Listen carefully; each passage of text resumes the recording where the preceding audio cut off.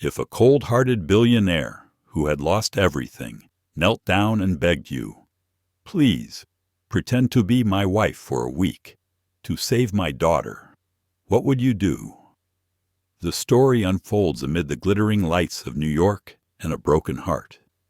Elena, a stranger, filled with pain and compassion, accidentally enters the life of Adam Grayson, a ruthless but haunted CEO, and Lily, his 8-year-old heart, is the only reason this man still wants to live. A seemingly absurd request, but behind it lies despair, fatherly love, and the chance for two lost souls to find light in each other. Can that week of pretending heal the wounds imprinted in their hearts, or will it all vanish like a dream, leaving an even deeper void when love and kindness meet? Who is saved? Sometimes, what people need is not a miracle, but someone who will sit by and quietly believe that we are still worthy. Like if you believe that an act of kindness can change someone's life, share, so more people can touch this story. New York in late December was always cold and wet.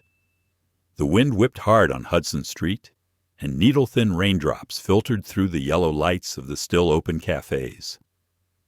Elena Moore pulled up the collar of her coat, her nursing shoes soaked from a 12-hour shift at St. Helena Hospital. She just wanted to go home, lie back in her old chair, and forget the ambulance sirens still ringing in her head. This city never sleeps, but it never really calms down either. Elena has lived here for 10 years, ever since her husband died in a traffic accident.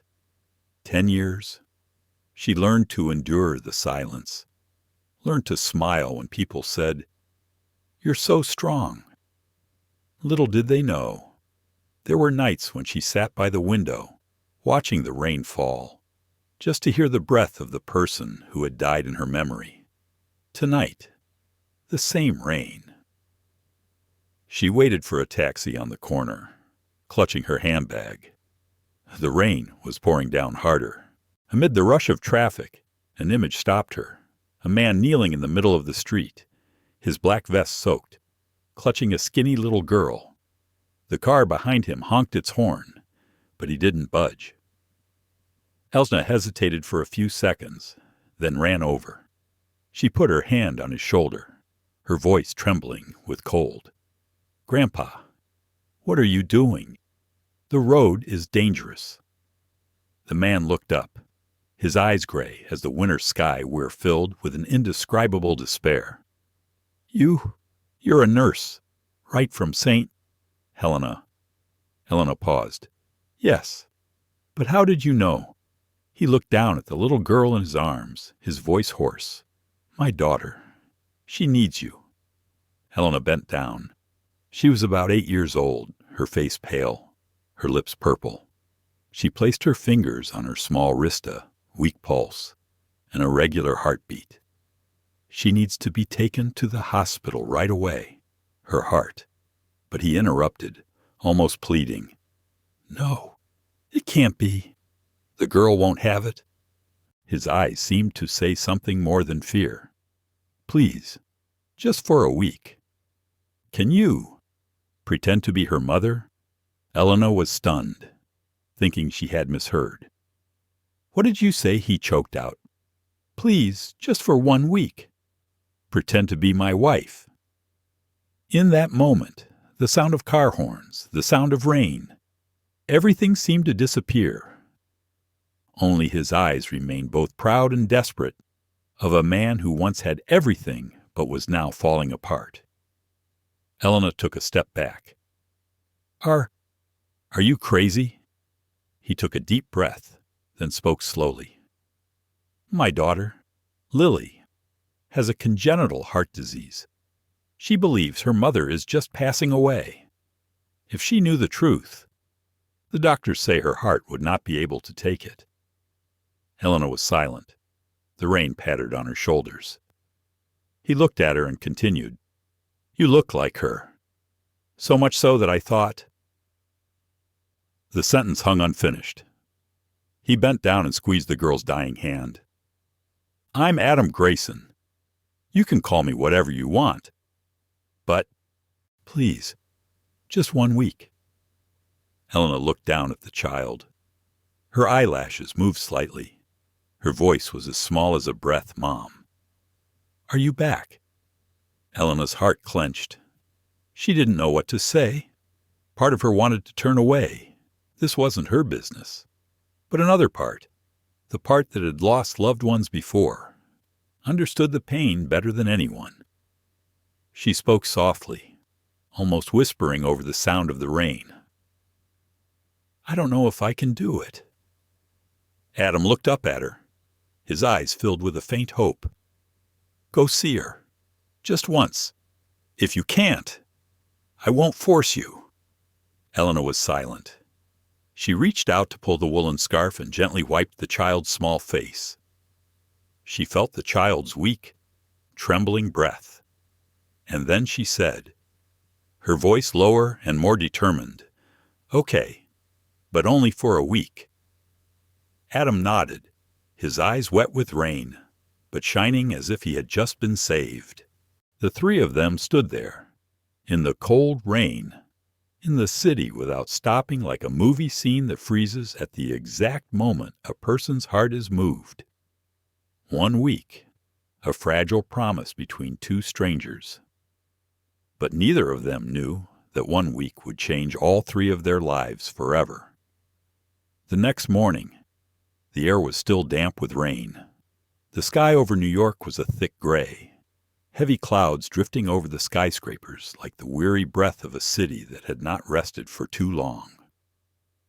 Elena stepped out of the shiny black car, her heart filled with doubt. She didn't know why she had agreed. Maybe it was the look in the girl's eyes, or something in the man's voice from last night, an urgency that no words could deny.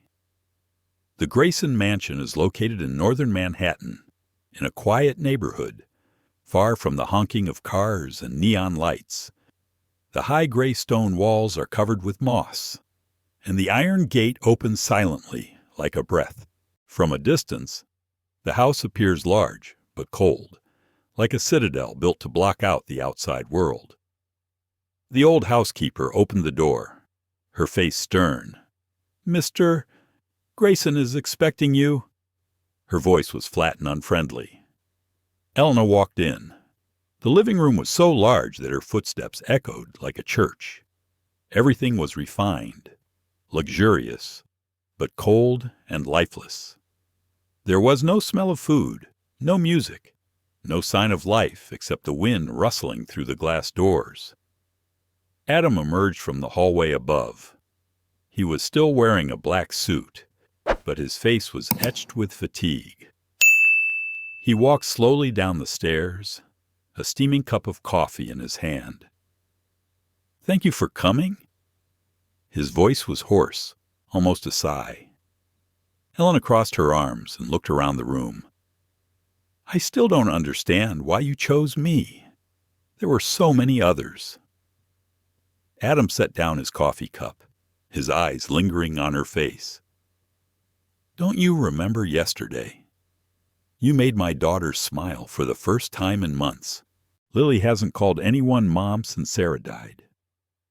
The mere mention of that name, Sarah, made the room feel colder, Elena said softly, her voice slow. "I know this is not normal. And if you want me to play the role of the dead wife, I at least need to know why the girl believes her mother is still alive." Adam was silent. His gaze drifted to the large window where the rain was pattering against the glass. "Sarah died in a car accident. But when I got to the hospital, Lily was rushed to the emergency room with a heart attack. The doctors said that if she had known her mother was dead, she would have died. I didn't have the courage to destroy her last shred of faith. So I lied." Elena sat down in the chair opposite. "You lied for 2 years. He nodded. She believed her mother was on a business trip. I tried to keep the story going, thinking I could find a way. but I just kept her in the dark longer." His voice caught. "Last week, her heart was so weak that the doctor said a single shock might not wake her." Elena was silent. The story made her chest tighten. "What about me?" Adam looked straight at her. "I saw you at the hospital. When you bent down to hold Lily's hand, your eyes were just like Sarah's. Your voice, the way you said, 'It's okay, baby.' Everything."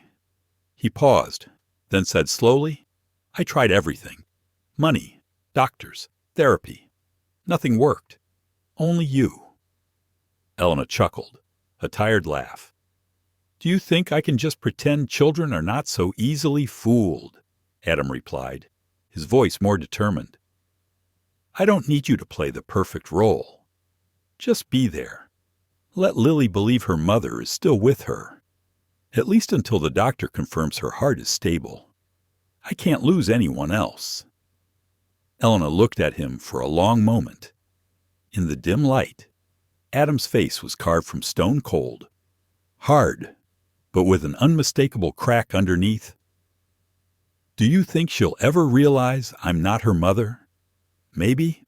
And if she does," Adam said softly, "I'll take it. But I'd rather be hated than see her dead."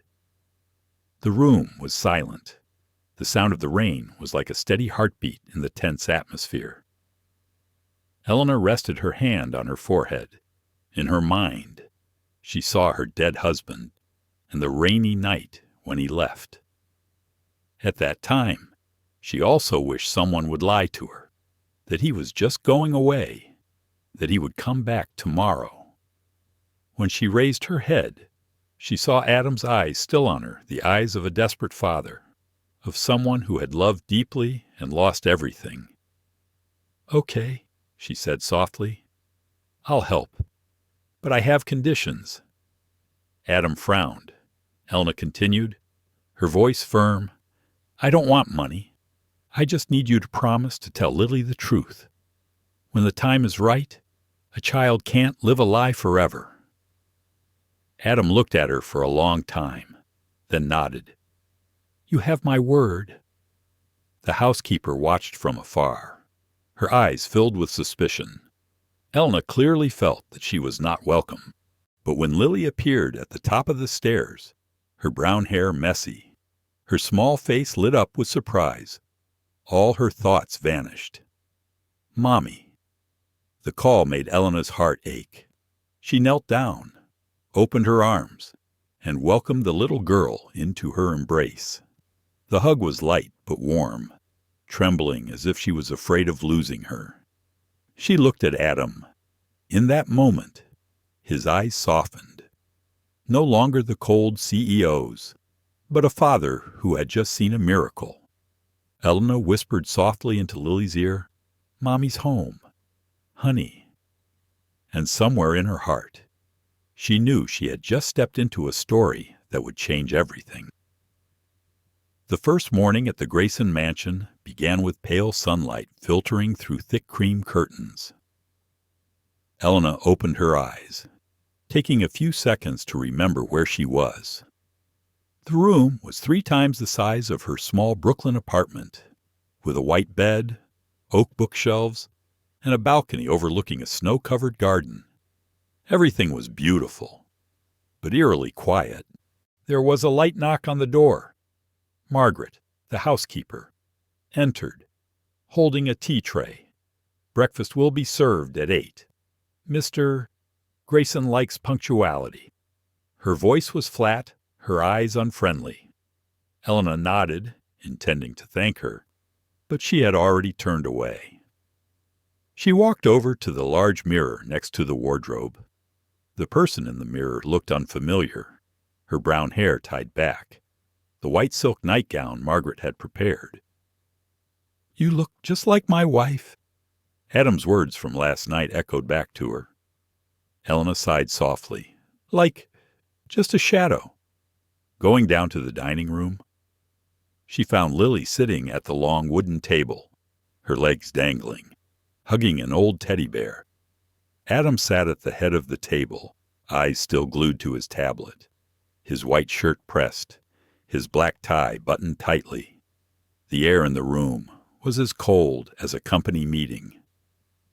Elena spoke first. "Good morning. Lily." The little girl looked up, her eyes shining. "Hello." "Mom, did you sleep well?" The simple question made Elena pause. She smiled, her voice softening. "It was good. And you?" "I dreamed I went to the park with Mom and Dad." Adam looked up slightly, his eyes softening, then quickly hiding behind a cold expression.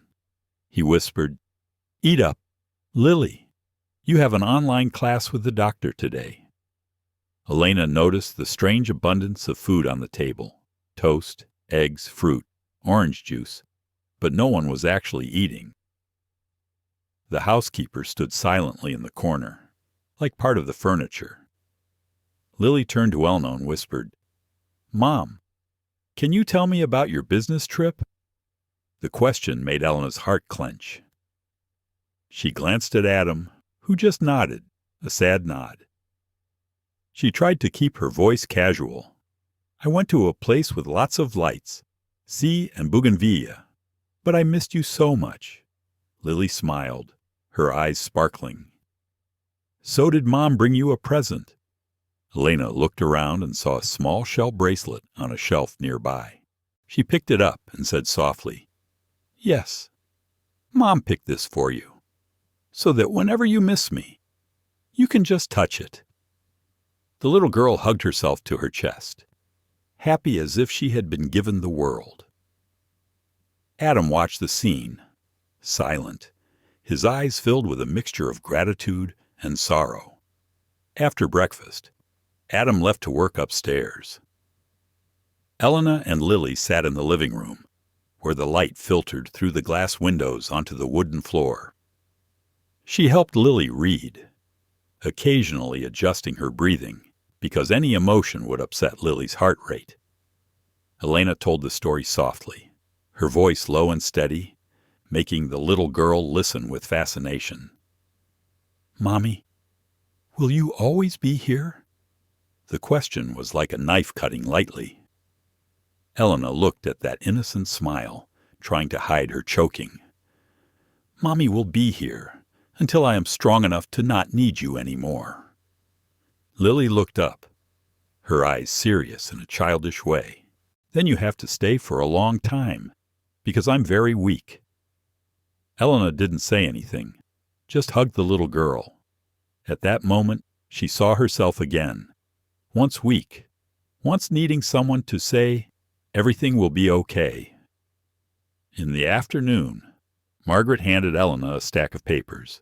"It's Lily's schedule. Doctors, medicine, meal times, lessons. I hope you won't disturb it." Elena took it and said softly, "I understand." The housekeeper looked at her with a scrutinizing gaze. "You shouldn't get too attached. When everything is over, you'll be gone, and the little girl will lose her mother again." Elena was silent. Those words were like needles stabbing straight into the place she had been trying to hide. That evening, Adam returned late. He opened the door to find Elena and Lily making cookies in the kitchen. The smell of vanilla wafted through the air, and the warm light bathed their smiling faces. He stood in the doorway. A distant memory evoking Sarah had stood there, flour-stained hands, laughing as he clumsily scrambled eggs onto the table. Elena saw him and said softly, "We're making chocolate chip cookies. Lily said Dad likes this one." Adam pursed his lips and walked in. "Thank you," Lily exclaimed. "Dad, Mom cooks much better than you." Adam smiled slightly, a rare smile. "So you have to learn." Elena looked at that smile, seeing something both beautiful and painful in it. Late at night, when Lily was asleep, Elena went out onto the balcony. The wind carried the cold scent of snow. Down in the garden, small lamps cast a faint yellow glow. She heard the piano playing in the living room, slow, sad, and full of longing. Adam was sitting at the piano, his fingers lightly moving over the keys. Elena stood still listening. She didn't know the name of the song, but each note touched the bottom of her heart. When he stopped, she softly said, "It's beautiful." He was startled and turned around. "Sorry, I didn't know you were still awake. Your playing has something very lonely about it." Adam smiled softly, his eyes looking into the distance. "Loneliness is something I'm used to," Elena replied in a small voice. "No one can really get used to loneliness. Adam." He was silent. They both stood there, listening to the wind blowing through the bare branches. In that moment, Elena realized that this house did not lack money, nor comfort. It only lacked the most important thing: human laughter. On Tuesday morning, sunlight streamed through the frosted windows.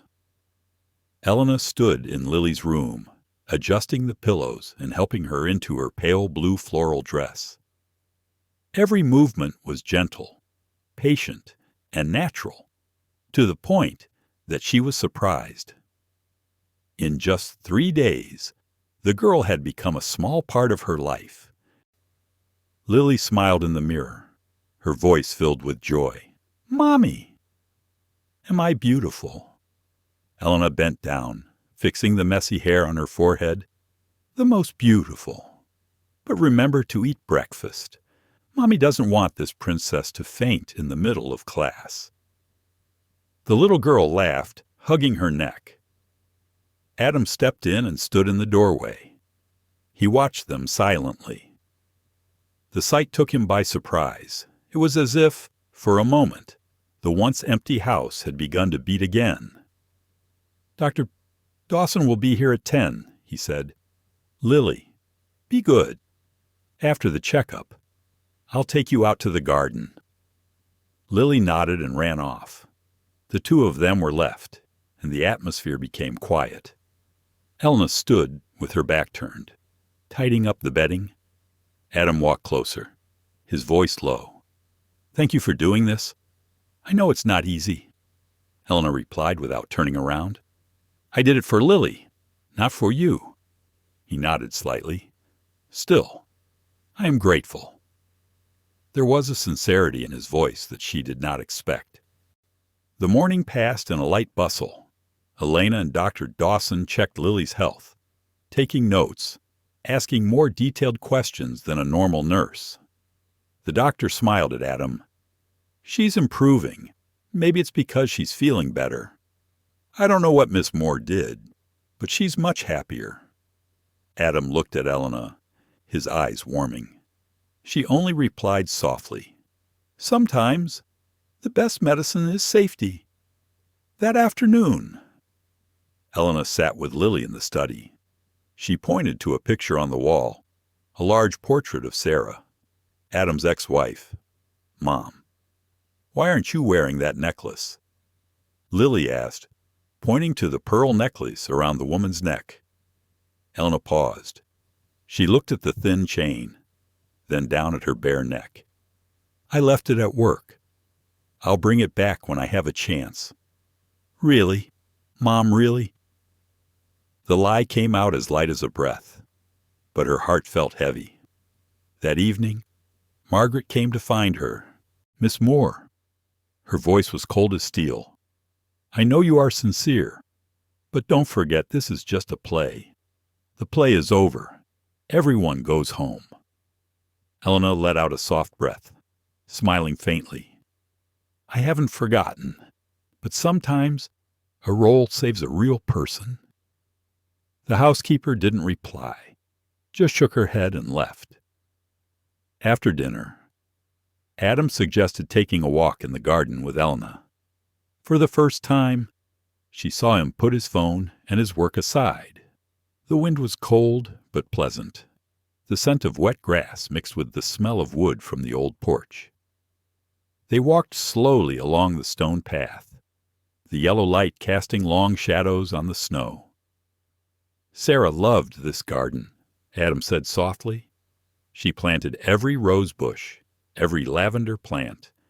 After she died, I left them to wither. Elena listened, saying nothing. I didn't know how to talk to my daughter anymore. He continued, when she died, all the words were meaningless.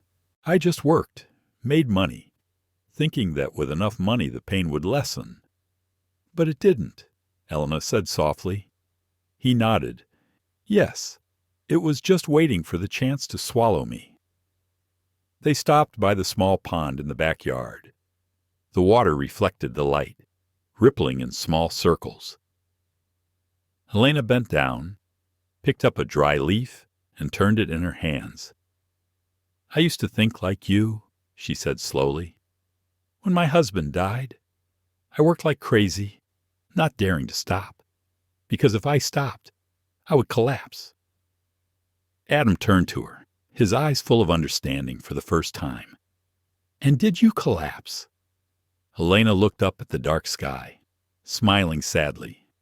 Yes, but I got up, because no one else could do it for me. At that moment, two people who had once been strangers stood side by side, without needing to say another word. The silence was no longer heavy. It became something they shared, as if they were breathing the same rhythm. When they got home, Lily was asleep. The light in the living room was still on. Elena noticed an old album open on the table. It contained family photos. Sarah smiling brightly with Adam and Lily. She touched the page lightly, her finger stopping at a picture of Sarah in the hospital, her hand on her pregnant belly. Adam stepped forward, watching. She died at a charity event I was organizing, he whispered. It was snowing, and I told her to go anyway because she needed her family to be there for the picture. She never came back. Elena turned to look at him. The pain in her voice needed no comfort. I can't replace anyone, she said softly. I can only be here, doing the best I can for Lily. I know, Adam replied. And perhaps that's what Sarah would have done if she were still alive. That night, Elena lay awake for a long time. In her mind was Lily's face, Adam's smile, and Sarah's eyes in the photo, sad, gentle, as if wanting to say something. She suddenly realized that from the moment she stepped into this house, she was not just playing a role. She was facing her own pain, but in someone else's body. Below, the piano sounded again. This time, the melody was not just sad, but also a little warm, like a faint light in a house that had just begun to breathe again. Wednesday morning at the Grayson mansion was clear and calm. The snow had melted, revealing patches of yellow grass at the foot of the porch. Elena made coffee in the kitchen, the warm aroma filling the room. She heard slow footsteps behind her, and Adam's voice, deep and steady as a cello. You get up early. She turned around and saw him still in his tracksuit, his hair still wet with dew. For the first time, she saw him not wearing the stiff CEO look, but like a normal man who had just jogged around the garden. The morning light reflected off his wet hair, making him look younger and gentler. I'm used to getting up early, Elena said, smiling. In the hospital, 5 a.m. is late. He took the cup of coffee she handed him, nodding his thanks. I can't remember the last time someone made me coffee. Elena looked up at him. Maybe because you don't let anyone near you long enough. Adam was taken aback by the remark. He smiled slightly, a forced smile. Maybe. They sat together by the window, where the light cast a shadow over half his face.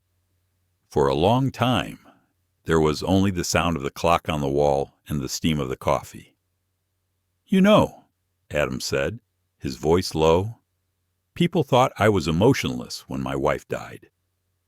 They said I didn't cry at the funeral, didn't say a word of condolence, but I had nothing left to say.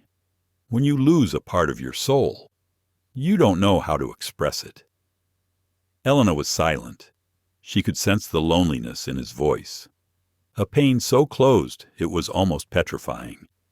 "Have you ever cried? Even once Adam looked straight out the window?" "No. I was afraid if I started, I wouldn't be able to stop."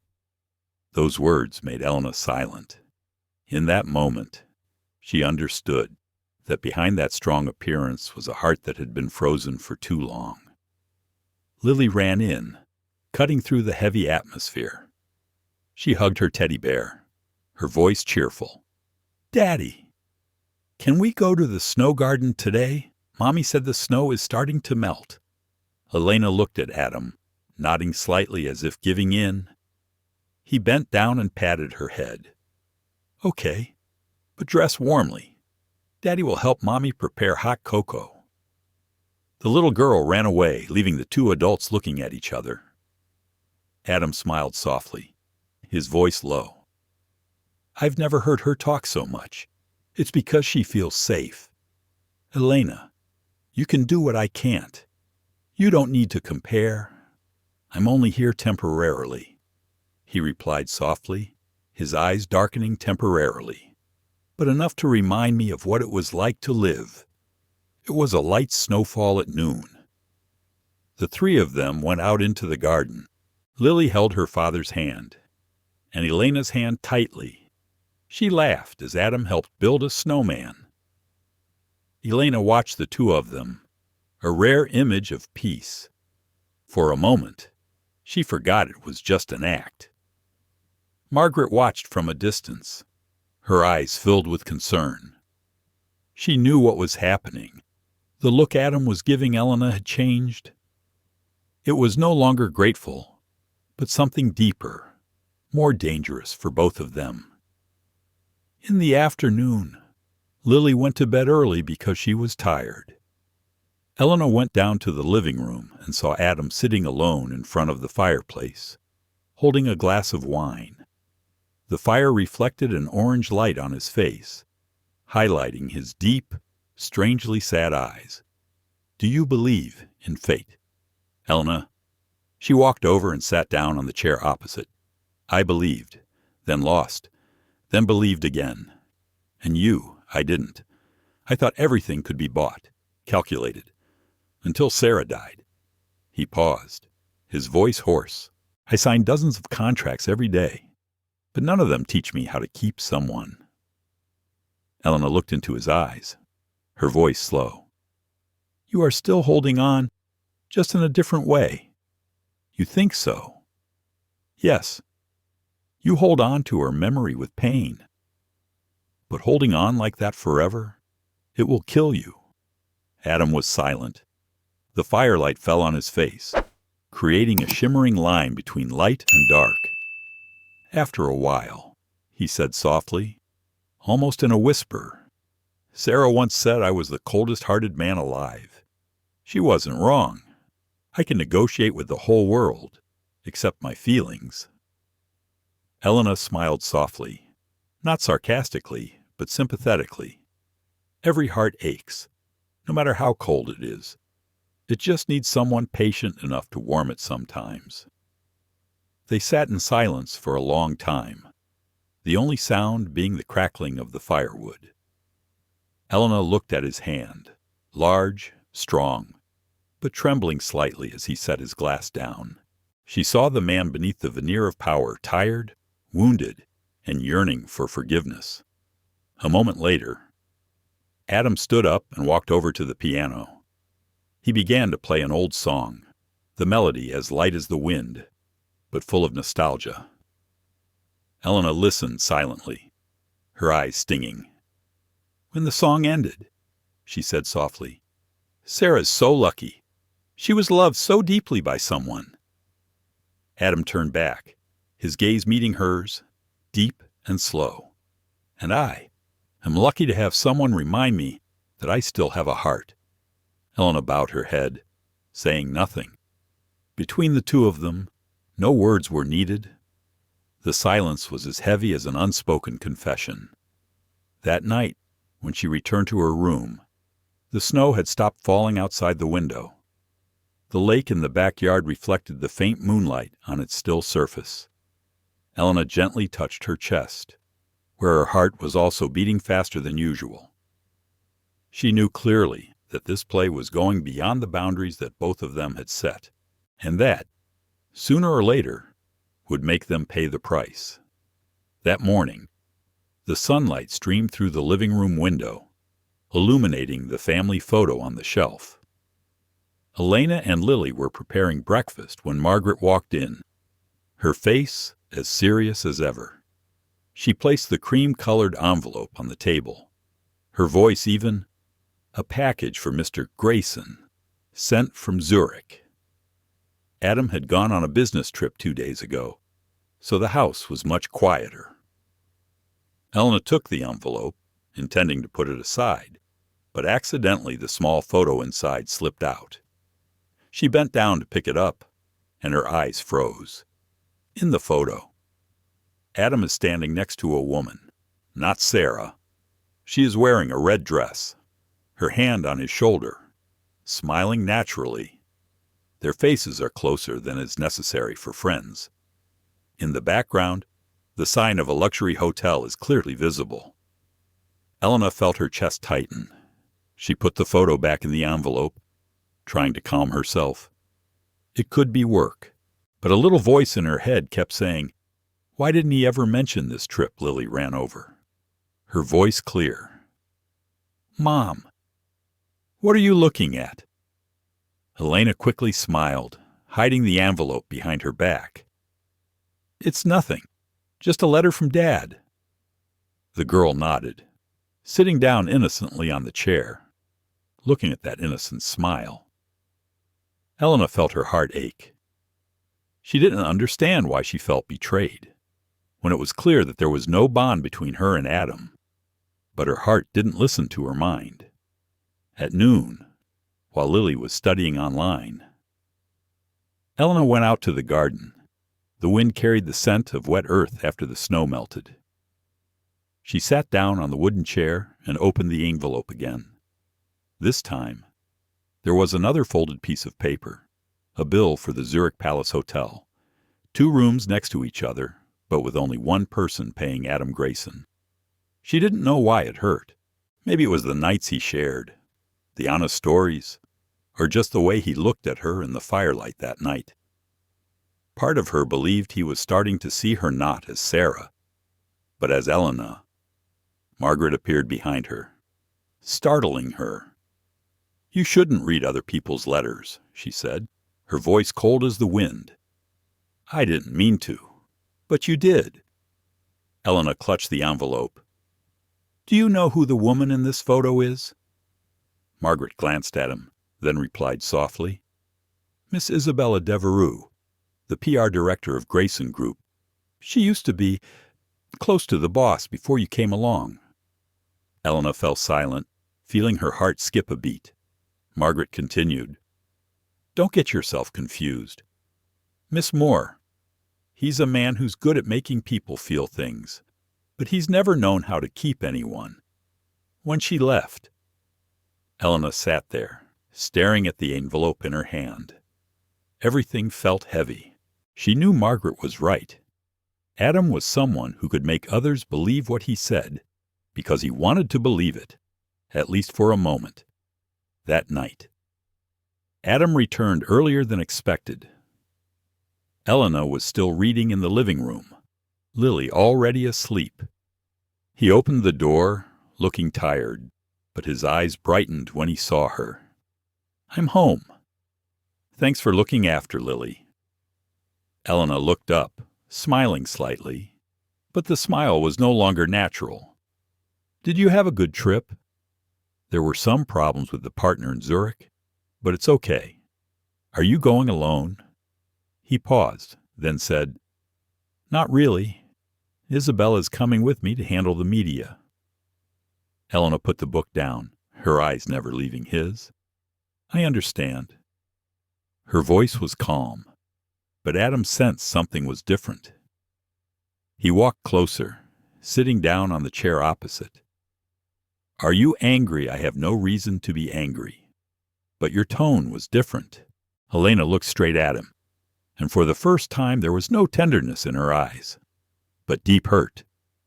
"I just realized that there are things you're not telling me, even though we're sharing a big lie." Adam was silent. The wind outside the door gently shook the curtains. He lowered his voice. "You don't understand. Zurich wasn't a fun trip. I had to meet investors, and Isabella was just coming along to help me reassure the shareholders. And that photo." He looked surprised for a moment, then understood. "You saw my letter." Elena looked away, her voice low. "I didn't mean to. It fell out." There was a long silence. Finally, Adam sighed. "Yes, she was someone I knew. After Sarah died, I fell into a void. Isabella came in, told me what I needed to hear, but I never loved her. It was all just an escape." Elena said softly, "Have you ever thought you are running away from yourself?" Adam looked at her for a long time. "Maybe, but since you came, I can no longer do that." Those words made the air in the room stop. Their eyes met, deep and unreadable. But before Elena could reply, Lily's small cry rang out from the room above. Elena jumped up and ran upstairs. She was having a nightmare, gasping for breath. "Mommy's here. Baby." She hugged her and comforted her. Adam came in behind her and looked at the two of them. It was a heartwarming sight. Lily rubbed her head against Elena's chest and whispered, "Mommy, don't go anymore. I'm afraid you'll go too far." Elena shed a few tears and kissed her forehead. "Mommy promises." When Lily fell asleep again, she turned around and saw Adam still standing there. He approached her, his voice low and hoarse. "Thank you for making her believe in good things," Elena replied softly, almost inaudibly. "Unfortunately, faith always comes with the fear of loss." She walked past him down the stairs, her heart filled with unanswered questions. In the darkness of the quiet house, something had changed, not just between them, but in the way they viewed faith and truth. 3 days later, the atmosphere at the Grayson mansion seemed to have changed. Everything was still orderly and quiet, but beneath the stillness, something was moving silently, like small cracks spreading across the ice. Elena still took care of Lily as usual. She smiled. She told stories. She sang lullabies. But in every look, every breath, there was something that made her unable to be at peace anymore. That photo, even though it was put back in the drawer, still seemed to be present in every corner. That morning, Adam invited her to breakfast with him and Lily. He tried to act casual, talking about her school plans, about having a young psychologist come in to talk to Lily a few times a week. Elena smiled and nodded, but inside she felt a strange feeling, partly because he was trying, partly because she didn't know what was real anymore. After dinner, Adam took Lily to the doctor's office. Elena stayed in the living room, sitting and looking out the window. Outside, the snow had completely melted. Drops of water fell from the eaves and shattered on the stone floor. The scenery seemed to come back to life, but her heart felt heavier. Margaret walked in, quietly dusting the wooden table. Without looking at Elena, she said slowly, "There are secrets, Miss Moore, created to protect others. But when people start lying to protect themselves, that's when everything falls apart." Elena looked up, her eyes slightly furrowed. "Who are you talking about?" Margaret replied without raising her head. "Everyone knows, but no one dares to say." The answer sent a chill down her spine. That afternoon, Lily was sent home early by the doctor. She sat on the sofa, coloring a family picture. Elena sat next to her, watching her little hands carefully color each line. "Mommy," Lily asked, "do you remember the day I was born?" Elena froze. She didn't know how to respond. Of course. It was a beautiful day.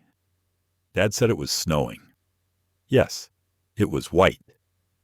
She tried to smile, but her voice trembled slightly. Lily looked at her and blinked. "Mom, why do you speak differently from Dad?" Elena was startled and forced a smile. "It must be because you cough a lot." The little girl nodded and continued coloring. But in that moment, Elena felt something terrible. The line between real and fake was blurring, and this child could feel it. That evening, when Lily had fallen asleep, Adam invited her down to his study. The soft light reflected off the walnut desk. He looked tired, but his gaze was still sharp. "I want to thank you," he began. "Lily's condition has improved a lot since you arrived. The doctor said today that her heart is responding more steadily than before." Elena smiled, her voice soft. "It's good for her. She deserves to be happy." He looked at her, was silent for a moment, then said, "But there is one thing. I realized we are living in a fake world. I lie to her. You lie to yourself. And we all start to believe those lies." Elena paused. "You think I believe it? You do. I see it in your eyes. Every time you look at Lily, every time you look at me, you're not just acting anymore." The words seemed to strip away her defenses. Elena stood up, avoiding his gaze. "You're wrong. I was just trying to keep my promise." "No," Adam said softly, his voice warm but firm. "You let yourself feel again. I saw it, and so do I." Elena turned back, her eyes trembling slightly. "Don't say that. It will all go wrong." "So what was right from the start?" Adam asked, his voice almost a whisper. The two stood facing each other. The air between them froze. Elena felt his breath so close that her heart almost exploded. But then she pulled back and said softly, "I can't." Adam looked at her, his eyes full of regret. "I'm sorry," he said. "I just forgot that you didn't belong in this world." The words stung her heart. "And you don't belong in my world either." "Adam." She turned and left the room, the door closing silently. That night, Elena sat on her bed, looking out the window. The moonlight peeked through the clouds, illuminating the shadows of the trees in the garden. In her head, Adam's words, Margaret's words, Lily's words echoed. They all blended together into a tangle of nameless emotions. She thought about leaving, ending it all before it was too late. But then small footsteps sounded in the hallway. Lily opened the door, sleepy-eyed, hugging her teddy bear. "Mom, I couldn't sleep. I dreamed you were gone." Elena hugged her child and patted his back. "It's okay. Mommy's here." "Really? Mommy?" "You won't leave me." "Right." "No, I promise." Her voice choked. That promise, like a chain binding her heart to this house, to two people she didn't dare love but couldn't leave. When Lily fell asleep again, Elena looked at her for a long time. The dim light shone on her young face. So peaceful that it was heartbreaking. She knew that soon all these lies would come to light. And when they did, not only Lily, but she herself would inevitably be hurt. That morning, the air in the Grayson mansion was unusually quiet. The wind blew through the bare trees in the garden, carrying with it the chill of late winter. Elena was teaching Lily how to make cookies when the doorbell rang. The bell was long and deep, echoing throughout the house. Margaret went to open the door. A woman's voice rang out, gentle but firm. "I'm looking for Mr. Grayson. Tell him Isabella Devereaux wants to see you." Elena stopped. The name was like a cold stab in her chest. Lily continued kneading the dough, unaware of anything. Margaret glanced at Elena, her eyes hesitant, then went up the stairs. Less than a minute later, Adam appeared. He was wearing a pale blue shirt, his tie undone, and his face showed surprise. When his eyes fell on the woman standing in the doorway, tall, with lightly curled blonde hair, a gentle smile, Lena felt the room sway. "Isabella," Adam said, his voice low. "Why are you here?" "We need to talk," Isabella replied, stepping in with the confidence of someone who belonged here. "I called you, and you didn't answer, so I came myself." Elena turned away, trying to continue with the dough, but her hands were shaking slightly. She heard every word they said echoing back to her. "I don't want my personal life to affect Lily," Adam said softly. "Personal life." Isabella curled her lips. "Adam, you're letting a stranger play the role of your wife. Do you think the press will let this go?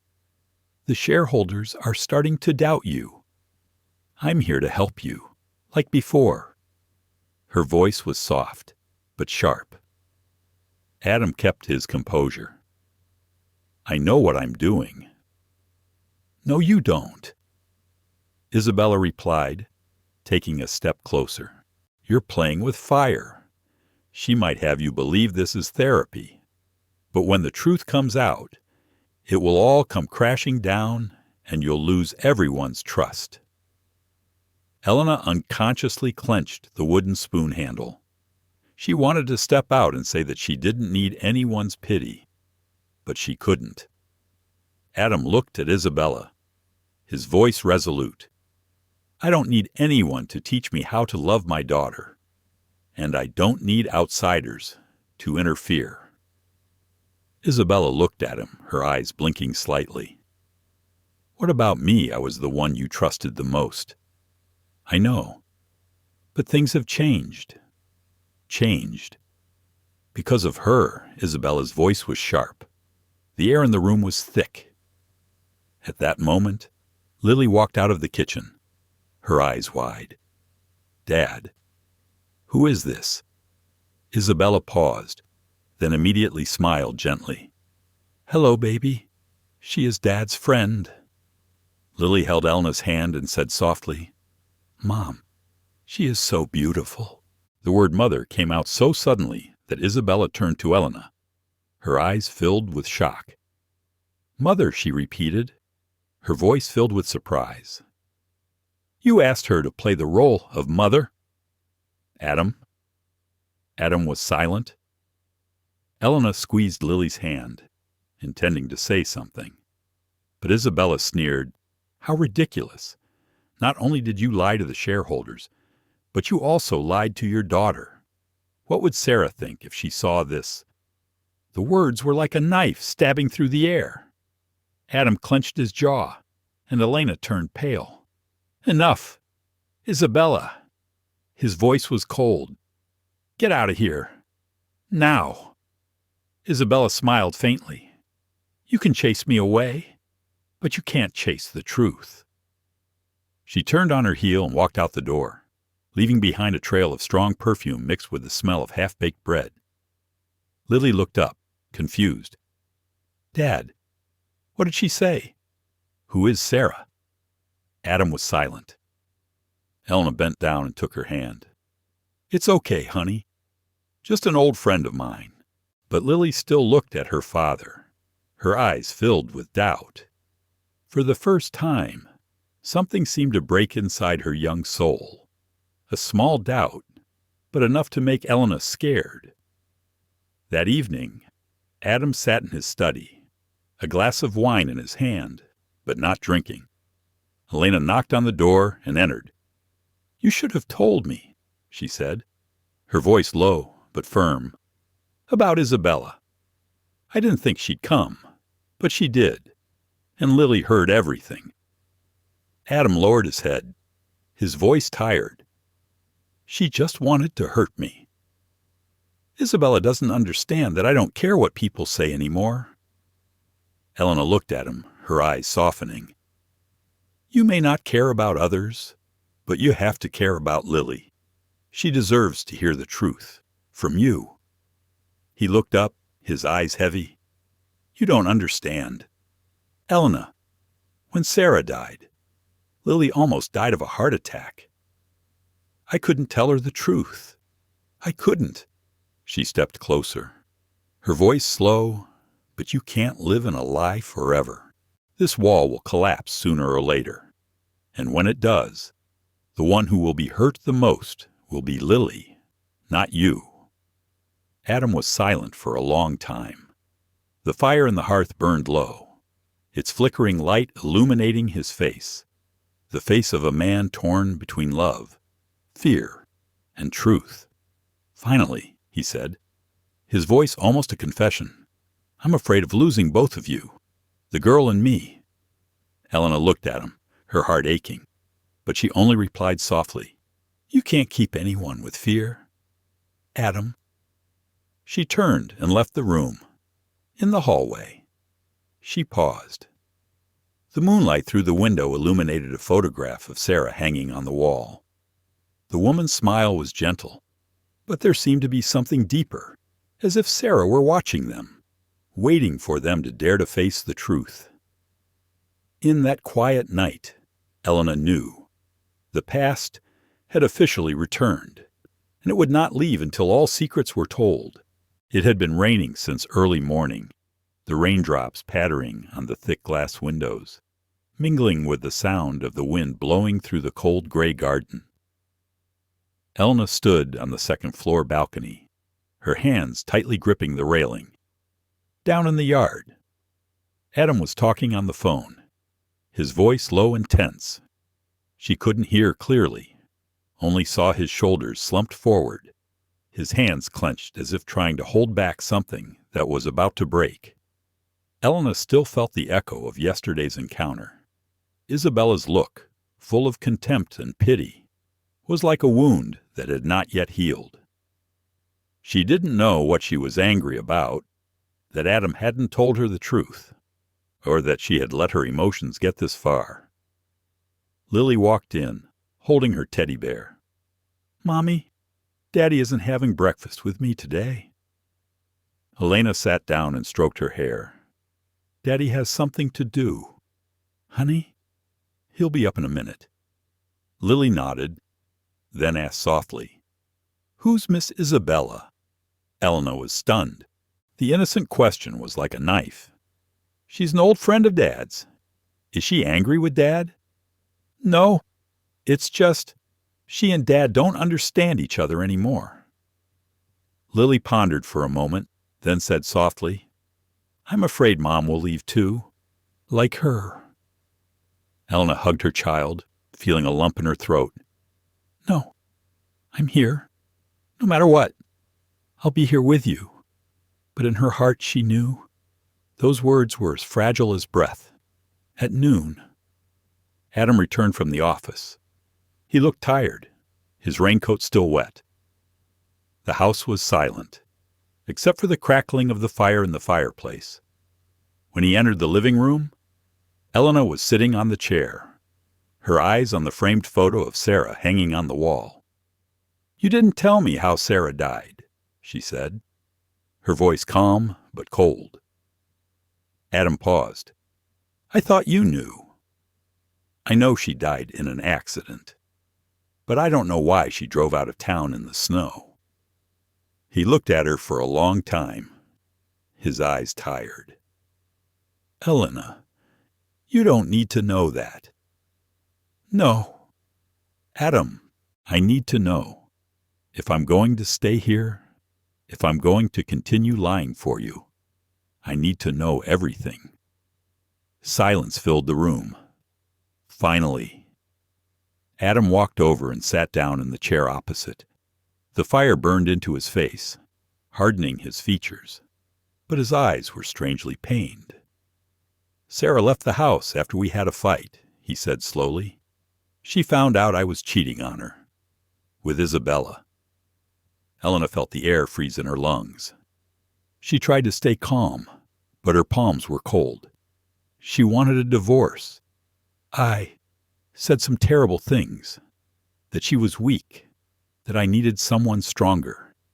She left, and the car skidded off the bridge. When I got there, the car was on fire. His voice was hoarse and trembling as he continued, I killed my wife. Elena, not with my hands, but with my words. And when I saw Lily in the hospital, I couldn't bear it. I lied.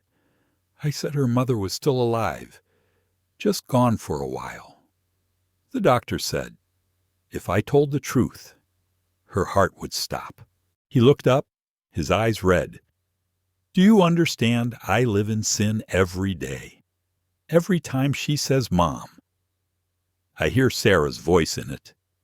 And when you came along, I thought, maybe God is giving me a chance to make it up to you. Elena was silent. Tears welled up in her eyes, but she didn't know if they were from pity or from her own pain. You can't atone for your sins by replacing someone who's gone, Adam, she said softly. And you can't save Lily by creating a false world.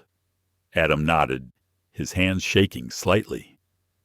I know, but if you saw the way she smiled when you were around, you would understand why I couldn't stop.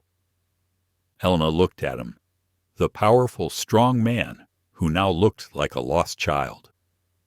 She wanted to be angry, to blame, but then her heart softened. She understood the despair because she had experienced it when she lost her husband. She also wished to hear someone lie to her that he was still alive. Adam, she said softly, Sarah doesn't need you to beat yourself up. She needs you to forgive yourself. He looked up, his eyes wet. Forgiveness. You think you can forgive someone who killed your wife.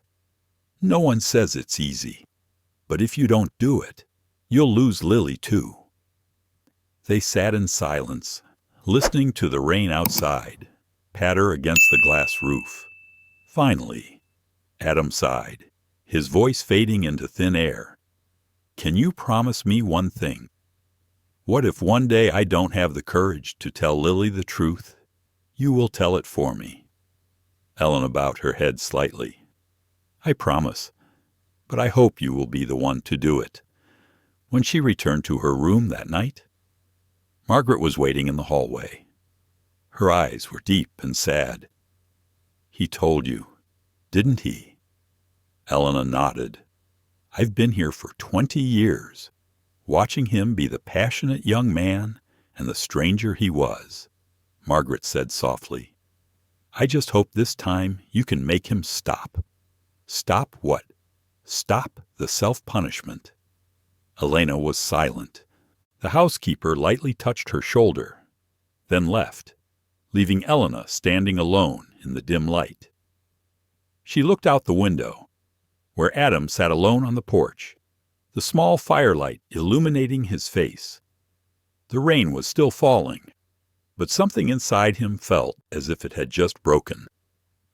Elena whispered softly, as if talking to herself. Perhaps this is not only your story, it is also how I learned to believe in the truth again. The next morning, the sky was clearer. After the rain last night, the sky seemed to have been washed clean, strangely clear. The weak sunlight filtered through the treetops, shining on the garden that was still covered with dew. Elena stepped out onto the balcony, taking a deep breath of the cool morning air. The air was fresh, but her heart felt heavy. She knew, from the moment Adam confessed the truth, everything had changed. It was no longer an act. It was no longer a role. It had become real, a reality both warm and painful, leaving her unsure whether to continue or stop. Down in the yard, Adam was leading Lily out into the garden. She chattered about the flowers that had just bloomed after the rain, her face as bright as a small sun. Adam smiled gently, occasionally turning back to look at the balcony where Elena was standing. Their eyes met, just for a second, but it was enough to make her heart flutter. She knew she was slowly becoming a part of this world, part she wasn't sure she had any right to belong to. In the kitchen, Margaret was making tea. She watched Elena enter, her eyes quiet. "You've been thinking all night, haven't you?" Elena nodded slightly. "I don't know what to do anymore. Margaret, I came here to help, but now I'm afraid I'm hurting them." The housekeeper slowly put down her teacup, her voice gentle. "Sometimes helping also means leaving at the right time." Elena was silent for a long time. She knew her grandmother was right. She couldn't live in this house forever, in a role that had become reality. But the thought of leaving made her chest ache, like leaving a piece of her heart behind. In the afternoon, Adam invited her to go downtown. He said he needed to stop by the company, then take Lily out for ice cream. Elena agreed. Soft music played in the car, but no one said anything. When the car stopped in front of Grayson Enterprises, Adam looked at her. "I know what happened yesterday was hard for you," he said softly. "But I need you to know one thing: I don't regret inviting you here," Elena replied softly. "But I'm scared that one day, when it's all over, Lily will lose the one she loves again. You can't live out of fear, Elena." "No, Adam." She looked him straight in the eye, her voice trembling slightly. "You can't." He was silent. Her words seemed to echo what he had been avoiding. After Adam went into the meeting, Elena took Lily for a walk around the nearby square. They sat by the fountain, watching the pigeons perch around.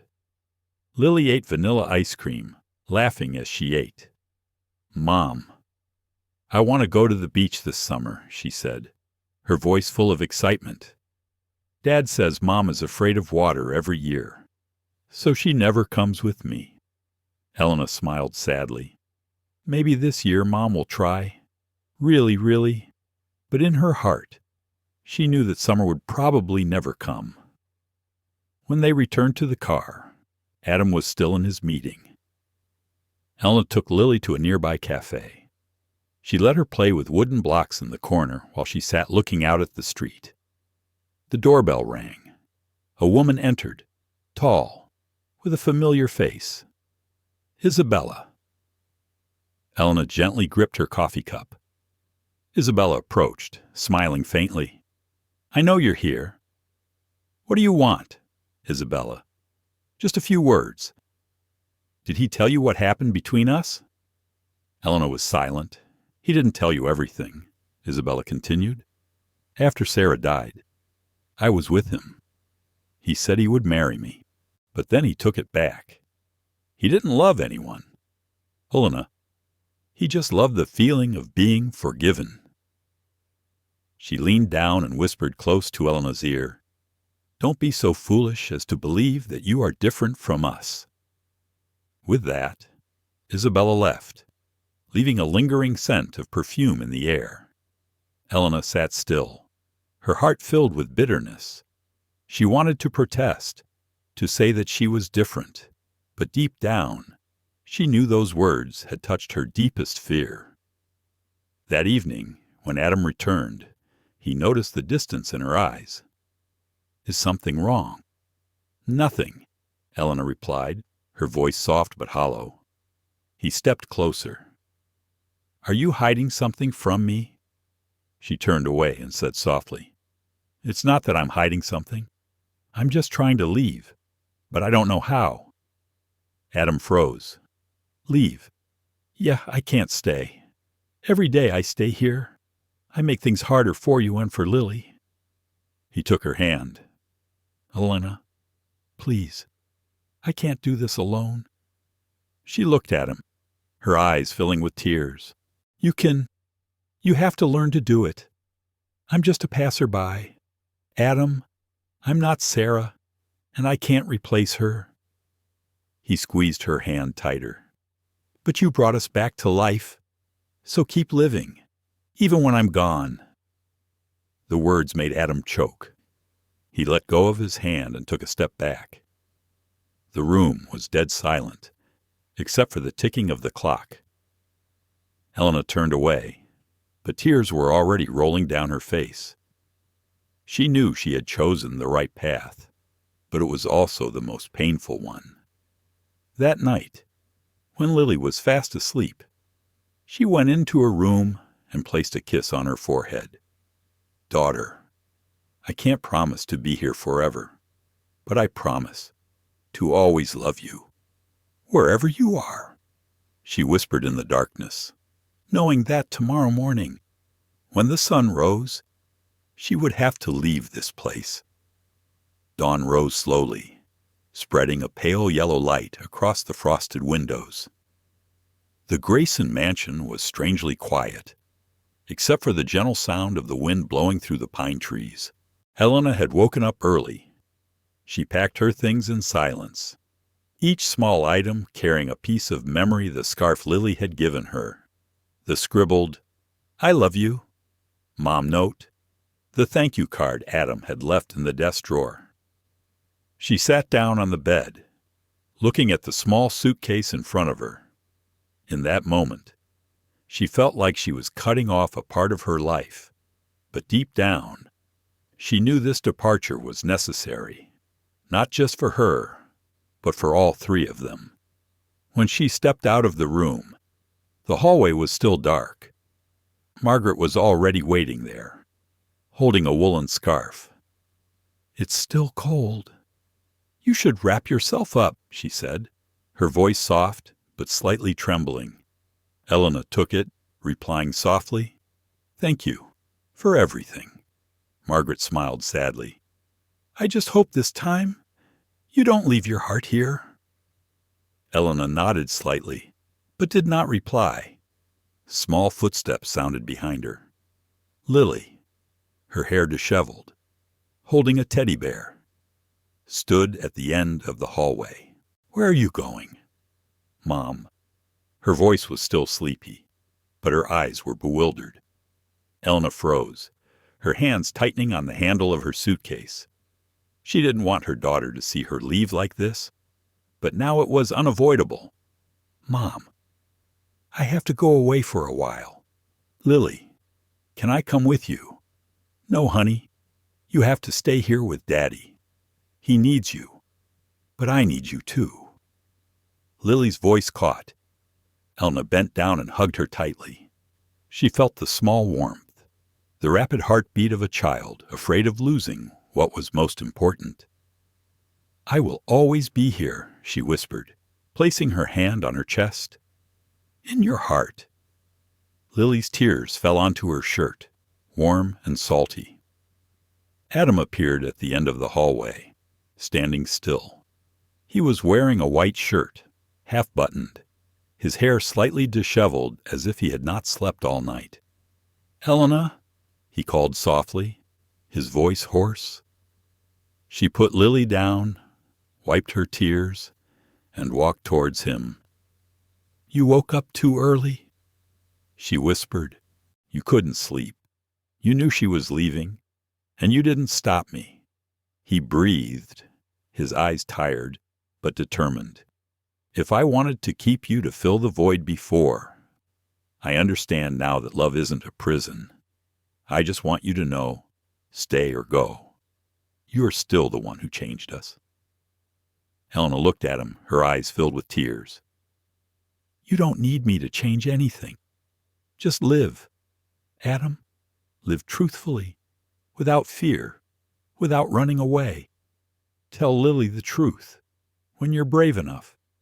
What about you? I will also learn to be true to myself." At that moment, they fell silent. There was no longer a space between words, but only a deep understanding, like two people who had once been lost in the night. now meeting at a crossroads, knowing they must go in two different directions. Adam bent down and placed an envelope in her hand. Here's a letter of recommendation. If you ever want to start over anywhere, use it. I just want you to have the life you deserve. Elena looked at the envelope, then looked up. Thank you. But what I really want isn't in there. She finished speaking, then gently kissed his forehead, a kiss as light as a breeze. Not a promise, nor a farewell. Just a wordless thank you. At the bottom of the stairs, Lily was still standing there, looking at her mother with wet eyes. When Elena passed, she bent down to hug her one last time. Be good, baby. Help Daddy water the plants. Tell him stories every night. And remember, Mommy loves you very much. When will Mommy come back? When you don't need me to pretend to be Mommy anymore? The little girl didn't understand everything, just nodded, then clenched her teddy bear's hand as if she wanted to hold on to something. Elena stepped out the door. Margaret opened the heavy wooden door, and morning light flooded in, painting the foyer a golden yellow. A breeze blew through, causing her dress to flutter. Adam stood there, watching, for the first time in years. He didn't try to stop it, didn't try to hold it back. He just smiled quietly, a sad, relieved smile. The door closed. Elena walked down the steps, each step heavy. When she reached the car, waiting at the gate, the wind carried Lily's soft voice behind her. Mommy, I love you. She didn't turn back. Tears blurred the road ahead, but something in her heart felt liberated. The car rolled away, leaving the Grayson mansion in the rearview mirror. Sunlight streamed through the windows, warming her face. Elena closed her eyes, let herself breathe deeply, and whispered, Sometimes, leaving is also a way of staying. Behind him. Adam held Lily and stood by the large window. She leaned her head on his shoulder, silent. Adam placed his hand on her hair, his voice as gentle as the wind. You know, your mother is the bravest person I have ever met. Lily looked up, her blue eyes sparkling. Will Mommy come back? Daddy, maybe not, but Mommy will always be here. He placed his hand over her heart. They both looked out into the distance, where the first rays of sunlight covered the garden, brighter and more peaceful than ever. A year has passed since Elena left the Grayson mansion. Winter has passed. Spring has quietly ended. And now, the early summer sunlight covers the city in a soft yellow color, evoking a strange feeling of peace. Elena lived in a small coastal town in Oregon. Her rented house was near the sand, with a lavender arbor on the front porch and an old wooden desk where she often sat to write. After leaving New York, she took a job as a counselor at a center for disadvantaged children. The job didn't pay much, but it gave her a sense of being alive, of being useful. In the morning, Elena woke up early, made coffee, and sat listening to the waves. Sometimes she looked at the horizon and wondered how Lily was doing. Did she still have her teddy bear? Did she still sit on the rug and listen to Adam tell her stories every night? She didn't contact them, just a short note at Christmas, thanking them for everything and wishing them well. Adam didn't reply, but a few weeks later she received a hand-drawn card, a pink heart, and the scrawled words, I miss you. There was no name, but Elena knew the handwriting could only have been Lily's. Today, Elena was preparing to organize a small drawing class for the children in the center. The laughter rang out, and among those innocent faces, she saw Lily somewhere, bright eyes, innocent smile, faith in the world. When the class ended, a dark-skinned boy ran over, holding a newspaper in his hand. Miss Elena, look, There's an article today about a rich man in New York who started a charity for children with congenital heart disease. He looks a little like the man you told me about." Elena picked up the newspaper, her eyes stopping when she saw the photo. Adam Grayson standing among a group of children, smiling. Under the headline was the text, "Billionaire Adam Grayson founded Sarah Foundation for children with heart disease." She gently touched the photo. That smile was calmer and warmer than before. He was no longer the depressed man, living in sin. He had found himself again and found new meaning in his old pain. She folded the newspaper and looked up at the sky. A gentle feeling spread through her chest. Perhaps they were all living the life that fate wanted them to have. In the evening, the sea breeze blew in, carrying the scent of salt. Elena walked along the sand, sandals in hand. The sun slowly set, dyeing the water orange. It was her favorite time of the day, quiet and thoughtful. Children's laughter rang out in the distance. A group of tourists were flying kites. Among them, a small girl of about 8, with curly brown hair, was struggling to pull the kite string. She turned around, and in that moment, Elena's heart stopped. Lily. The girl was taller than before, more radiant and confident, but her eyes, those eyes were unmistakable. Next to her was Adam, wearing a simple white shirt, a gentle smile she had rarely seen before. Elena stood frozen. She didn't know whether to move forward or turn away. But then, Lily saw her. Her eyes widened, and then she screamed, running towards her. "Mom!" Elena fell to her knees, opening her arms. Lily threw herself into her arms. The smell of her hair, the smell of the sun, the smell of her childhood came rushing back with her tears. "Mom, I know you're here. I told Dad I'd find you." "How did you know?" Elena asked, her voice choking. "Dad showed me a picture of you here. I just looked at the sea and knew you were nearby." Adam approached slowly. His gaze met hers, no longer heavy or sorrowful, but warm and gentle, like someone who had been through a storm and found peace. "Elena," he said softly, "I didn't come to take you back. I just wanted to let you know. Lily knows the truth. She knows Sarah is dead, and you're not her mother, but she still wants to see you." Elena hugged Lily tighter, tears rolling down her face. "You still call me Mom, even though you know." Lily nodded.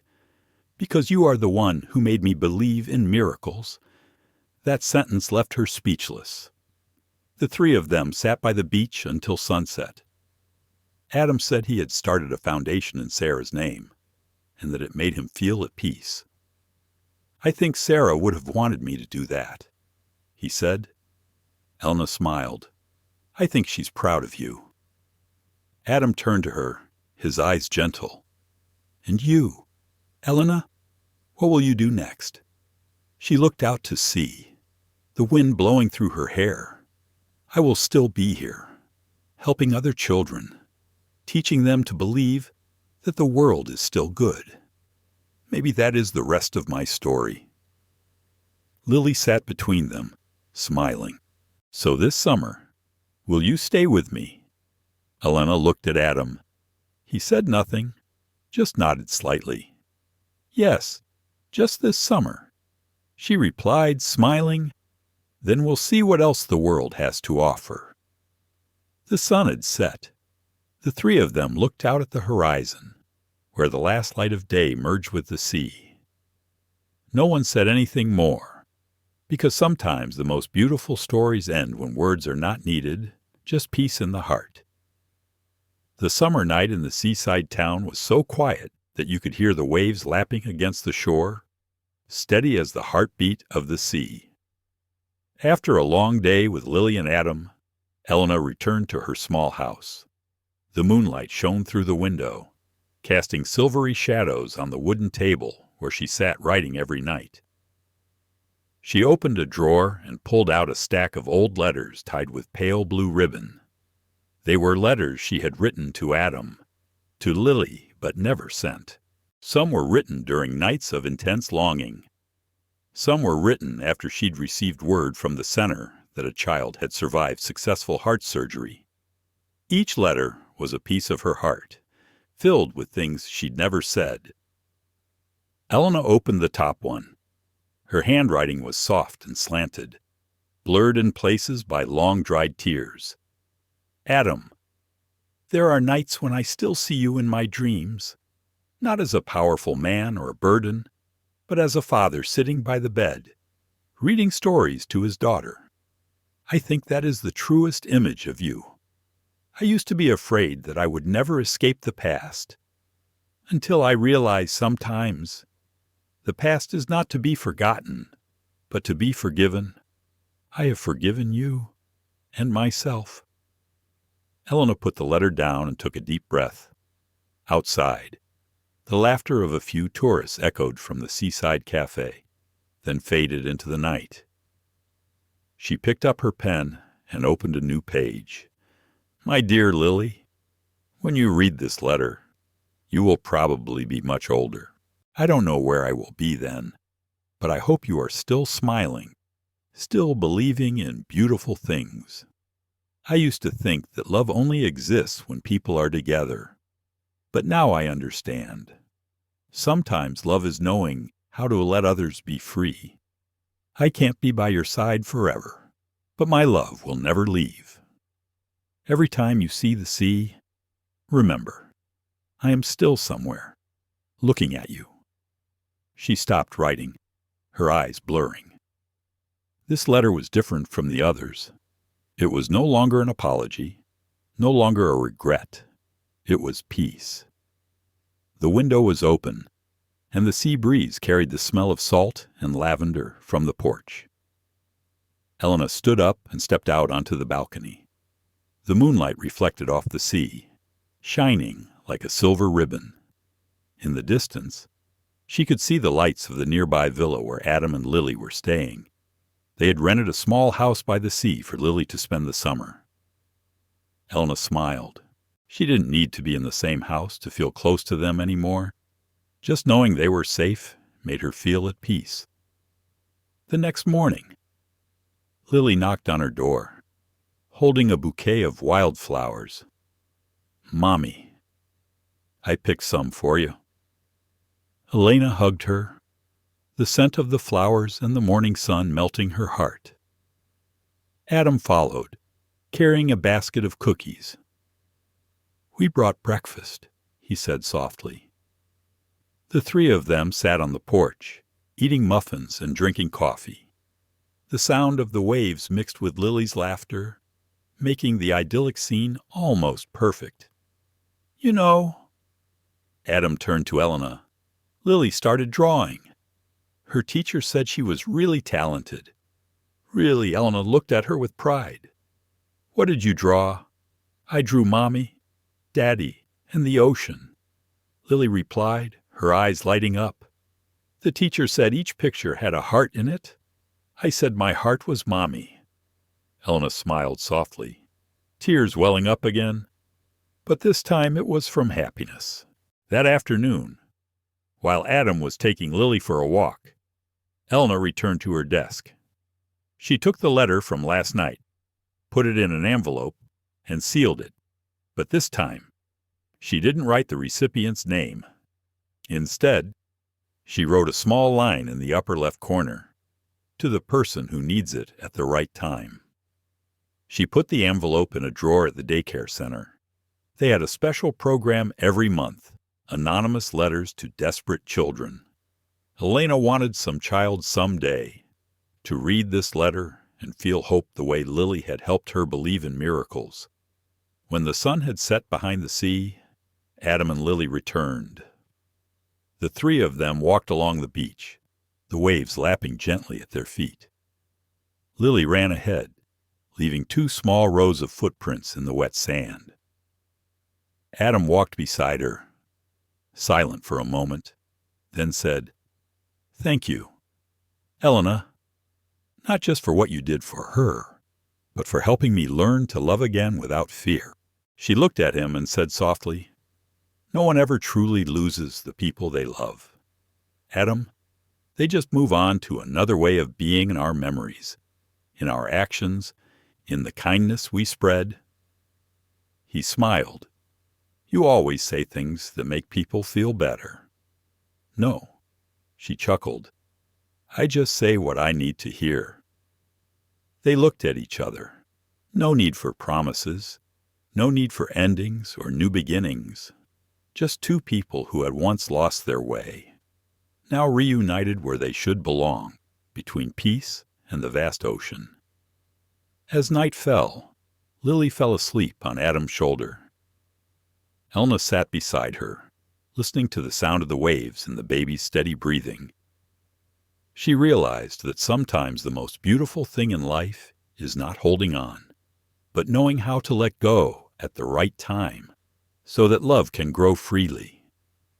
She whispered softly, as if talking to the sea breeze, "The unsent letter has finally reached its destination." That autumn morning, sunlight streamed through the studio window onto a wooden table covered in watercolors. Lily sat at her easel, her hair tied back, her face radiant but focused. She was 12 years old, older, more composed, but her eyes were as bright as ever, eyes that held both innocence and something deeper than her years. On the canvas, soft brushstrokes depict the sea at dawn. The water is pale blue, reflecting a warm golden light. In the center are three silhouettes: a tall man, a woman sitting beside him, and a little girl running along the sand, holding a red kite. Lily tilted her head to look at her work, then smiled. She knew exactly who it was. Behind familiar footsteps sounded. Adam appeared, holding a cup of coffee. He looked at the painting, his eyes softening. "Are you drawing the sea again?" "Yes, the sea is my favorite place."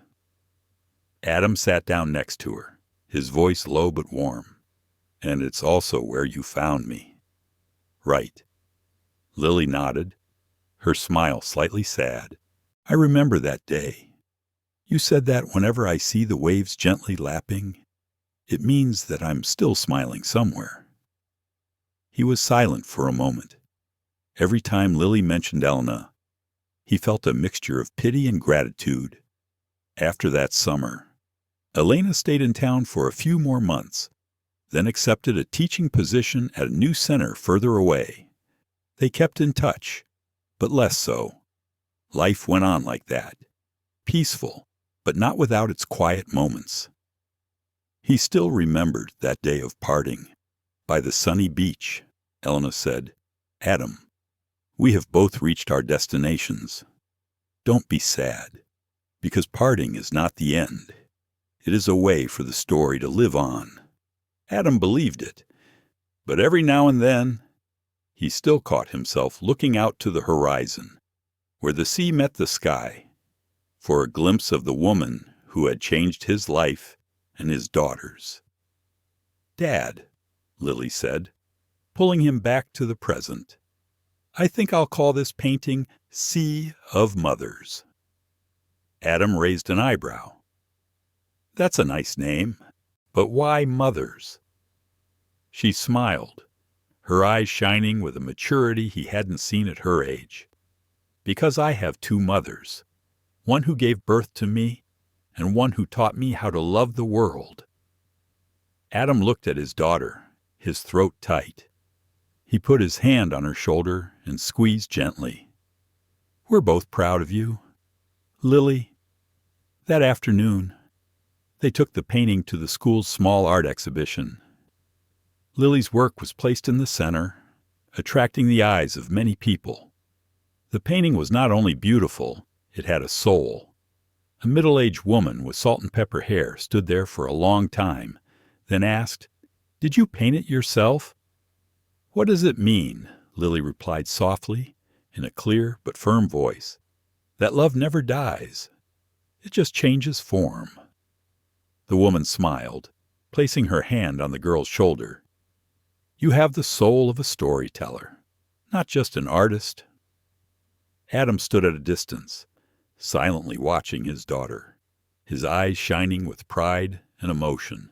He knew that wherever Sarah and Elena were, they would be smiling at this little girl, a crystallization of love, loss, and hope.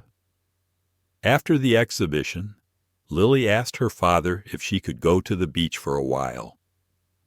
She took her sketchbook with her and sat on a rock, looking out at the water, shimmering in the sunset. The waves lapped against the shore, rhythmically like breathing. She opened the notebook. Inside was an unfinished drawing, a woman standing looking at the sea, the wind blowing her long brown hair. Beneath the drawing, she wrote a few lines. "Mom Elena, I don't know where you are, but I know you're happy. I understand why you left. Because sometimes loving means letting others grow up. I'm not sad, really, because every time I paint, I see you right here, in the light, in the wind, in everything gentle." Lily gently closed the notebook, placing her hand on her chest. A tear fell, not from pain, but from gratitude. In the distance, Adam stood silently watching his daughter. He said nothing, just sighed softly, a small smile on his lips. A feeling of completion arose in his heart, as if all the unfinished things of the past had finally found their place. The sea breeze picked up, carrying the scent of salt and lavender from the nearby town. For a moment, Adam thought he heard a familiar voice, warm and light as a breath. "Thank you for continuing to live." He closed his eyes and smiled. "Thank you, Elena, for teaching me how to forgive." As the sun set, father and daughter left the beach together. In the sky, Lily's red kite flew high, growing smaller in the evening light. The painting Sea of Mothers was later exhibited at a gallery in Portland, deeply moving to viewers. Many years later, people still refer to it as a symbol of tolerance and love without borders. In Lily's last diary entry, she wrote, "I don't remember every detail of my childhood, but I remember one thing most clearly. When I saw the ocean, I knew I had never lost my mother. That night, the sea was unusually calm. The moon hung high in the sky, its light spreading across the water like a silver ribbon." Adam sat on the porch, a cup of hot tea in his hand, listening to the sound of the waves lapping against the shore. Lily was asleep, curled up in her blanket, her lips smiling slightly as if she were having a sweet dream. Since the Sea of Mothers exhibition, their lives have slowed down but become more meaningful. Adam still runs the charity, and Lily continues to study art, spending much of her time working on children's drawing projects. Every summer, father and daughter return to the seaside town where it all began and where memories never rest. Adam looked out at the ocean, where the waves rolled endlessly. He suddenly thought, life is like the ocean, never really calm. You just learn to flow with the waves, instead of against them. A gentle breeze blew by, carrying with it a faint scent of lavender. The scent made him pause. He remembered the scent well, the scent of Elena. She used to spray a light lavender essential oil before bed, saying it helped her breathe easier. Adam closed his eyes and saw her sitting on the steps, her brown hair loose, her eyes warm. He remembered the nights they stayed up together with Lily, talking endlessly, just to feel the peace of someone listening to them. There was a soft knock on the door. He opened it, and a middle-aged woman in a long coat stood in the moonlight. Her dark brown hair, with a few silver strands, reflected the light. Adam was stunned. "Elena." She nodded slightly. smiling. "Sorry, I'm not sure you still want to see me." He stepped back, opening the door wider. "Always wanted. Elena, come in." She walked in and sat down on a chair. The air in the house still smelled of wood and tea, just like it had every year. Elena looked around, her eyes slightly moist. "You've kept everything the same. Maybe because I'm afraid that change will make my memories of you fade." She chuckled, her voice small but warm. "Memories don't fade that easily." They sat in silence for a while. The clock on the wall ticked steadily, blending with the distant sound of the waves. Adam poured her a cup of tea. She accepted it, her hands trembling slightly, but her eyes calm. "I came back because I heard Lily had her own exhibition. She is so proud. Adam, she is the result of all the love you have sown," he said softly. Elena looked down, her voice choked. "I only gave her part of the way. The rest is up to you." He shook his head. "No, Elena, both she and I made it this far, thanks to you." They were silent. Both understood that there was no need to say more. There were things that transcended language, just being. Elena took a small, worn-covered notebook out of her pocket. "I wanted to give you this. It's letters I wrote, but never sent." Adam took them, his hand shaking slightly. "I have something to show you, too." He opened a drawer and took out a wooden box. Inside was Sarah's small bracelet, and a photograph of the three of them, Adam, Lily, and Elena Tolkien, that summer. He placed the bracelet on her finger. "Elena, do you know why I named the foundation the Sarah Foundation? Because Sarah is the source of all the good in me. Not only that," he looked at her, his voice low, "Sarah is the beginning, and you are the rest." Elena looked at him for a long time. Their eyes met, no longer with pain, not with regret, only with gratitude. The night was growing late. Adam walked her out onto the porch.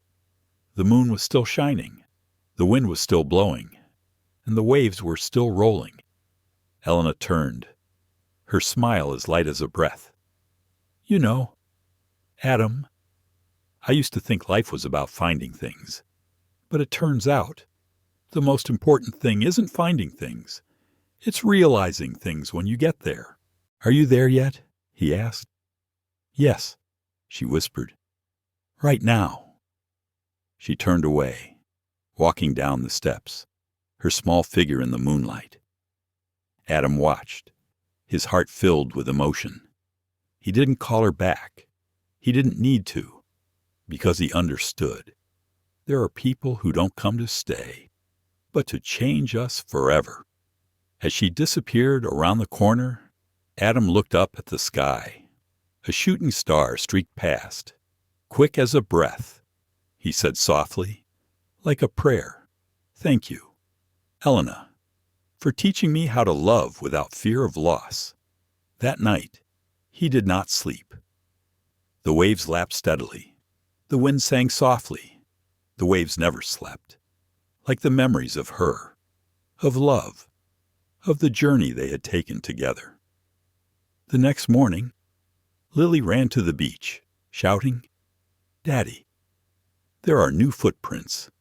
Adam stepped out and saw a line of footprints on the sand leading to the water's edge, then disappearing. He smiled. Perhaps Elena had gone far away, but perhaps she had never left this place. He turned to his daughter, his voice low but gentle. "Remember, Lily, people come and go, but what they leave behind will always be in our hearts." Lily took his hand, smiling brightly. "I know, because Elena will always be in my heart." The two of them stood there, looking out at the sea, where the sun was rising from the horizon. The golden light reflected off the sleepless waves, as if the sea were smiling kind, forgiving and endless. It was an early spring morning. The sky was clear and the sea was so calm that it mirrored the blue sky. Today was the 5th anniversary of the Sarah Foundation, and Adam and Lily had decided to celebrate in the seaside town where it all began. The small area near the sand was decorated simply a few white ribbons, photos of children rescued through the program, and a large sign that read, "Where the waves begin, where love never ends." Locals, nurses, doctors, and even children came to celebrate. The wind blew gently, carrying a salty scent, as if the sea itself was joining in the joy. Adam stood on the wooden podium, looking casual in a white shirt and khakis. He began his speech, his voice slow but steady. "Years ago, I thought that every loss was the end. But today, looking back, I understand loss is just life's way of teaching you to love more deeply. From Sarah, from Elena, from all the people who have touched my life, I learned that love never disappears. It just changes shape, from one person to another." Everyone fell silent, listening. His eyes fell on Lily now, a 15-year-old girl, standing by the easel. She was preparing a special painting to be unveiled at today's ceremony. As Adam finished speaking, Lily stepped forward and lifted the veil. The picture revealed itself a vast sea in the morning light, with 3 small waves merging in the middle. On each wave was a blurry figure, a man, a woman, and a child. "This painting is called Where the Waves Begin," she said with emotion. "Dad used to say, the sea never sleeps, and Mama Elena taught me that love never ends. So I painted the sea as a thank you for showing me what family is, even if we don't share the same blood." The small room fell silent. Then applause erupted like a wave, reverberating through the air, spilling out to the water's edge. Adam bowed his head, tears streaming down his face. He looked at his daughter, his pride, his faith, and the love of his life. After the ceremony, when everyone had gone home, Adam and Lily walked along the beach. The sunset had turned the horizon orange. Lily carried a small glass jar with a few seashells and a folded piece of paper inside. "What are you going to do with it?" Adam asked. "I'm going to throw it into the sea." "It's a final letter to Elena." He nodded, silent. Lily opened the jar and read softly, "Mom Elena, the sea is still blue. Like you said, Dad and I are fine, still living well. I have learned not to wait for them to come back, but to keep them by living better every day. If you can hear me, I just want to say one thing. Thank you for loving me as I am." She dropped the jar into the water. The wind blew harder. The waves picked it up and carried it far away. Adam put his arm around her shoulder, and they stood watching as the little jar sank into the sunset. "Do you think she heard it?" "Dad, yes," he replied, his eyes looking far away. "Because things said with love, the sea always hears." They sat down on the sand. The sea breeze blew through their hair, bringing a strange warmth. Adam took an old card from his pocket, the edges wrinkled. It was a Christmas card Elena had sent years ago, with the words, "If one day you see the sea brighter than usual, that is when I am thinking of you and our daughter." He folded it, smiling slightly. "You see, Lily, the sea is very bright today." She leaned her head on her father's shoulder and softly replied, "Because Mother is thinking of me." In the sky, a flock of seagulls flew by, their cries echoing with the sound of the waves. A strong wind blew, causing the white-capped waves to foam as if the sea were smiling, sending away unsaid words. Before leaving the sand, Lily picked up a seashell and held it to her ear. She smiled. "Daddy, it sounds like Mommy laughing." Adam didn't reply. just squeezed his hand tighter. That night, he dreamed of Elena. She stood on the shore, her smile gentle, her eyes deep.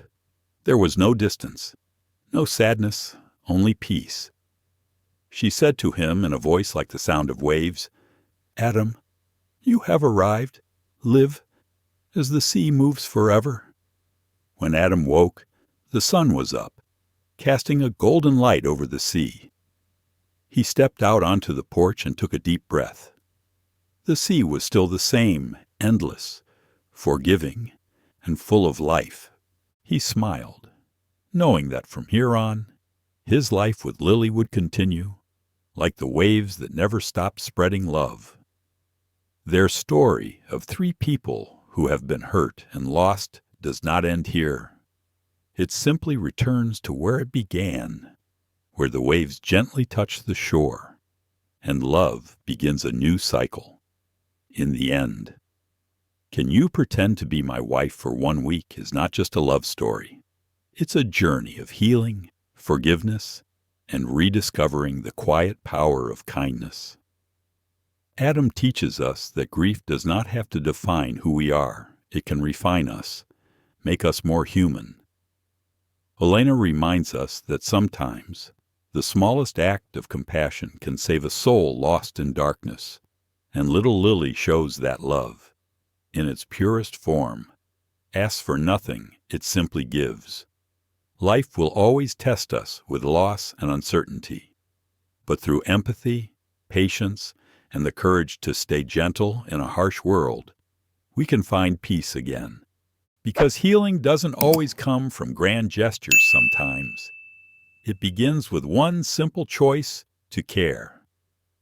Thank you for staying with this story until the very end.